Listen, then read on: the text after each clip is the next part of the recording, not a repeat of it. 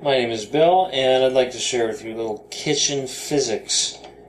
For a long time I've been making my own sparkling water, and not very many people really think about this, but if you start drinking a lot of soda water, you're going to find that it's actually quite expensive. In fact, it's a huge ripoff.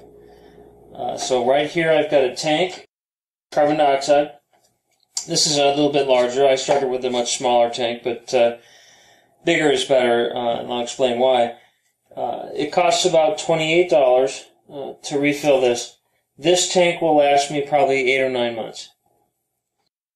We generally go through about 2 to 3 liters a day of sparkling soda water, and I don't know, but it costs us almost nothing to make, basically. If you think about 2 to 3 liters a day spread out over 8 or 9 months for $30, I mean, come on. That's a pretty good deal. So what you do is you use a 2-liter bottle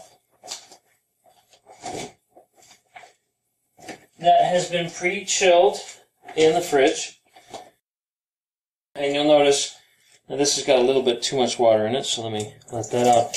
I like the bottle to be about somewhere between 2/3 and 3/4 full. I've got here on the tank, I've got a regulator. You can get this from any brew store. And I have it set to be about anywhere between 40 to 50 psi. 50 is pretty good. There's absolutely no danger of exploding the 2-liter Sprite bottle or whatever it is that you want to use. Reuse for this purpose. There's no danger of that because the bottles are designed to withstand falling on the floor.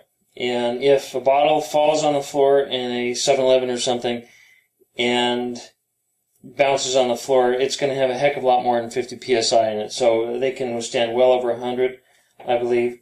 So that's not an issue. I've been using this particular bottle for actually far too long. Also from the brew supply house, what you can get is some hoses that you can put on there. There's a special adapter and a special cap that will go on the end of the 2-liter bottle. So what I'll do first is, I don't have any pressure in here, basically. There's a little bit of residual, but it's not turned on. First I will put this on. The water's cold. There we go, I've got a good seal. Now I'm going to open this up. And that's 45 to 50. Then you just shake it up real hard. So when you do this, you're mixing in the carbon dioxide into the cold water, and the water's cold. Basic chemistry, that's going to allow more CO2 into the water, obviously, than if it was warm. So here you go. A little bit more.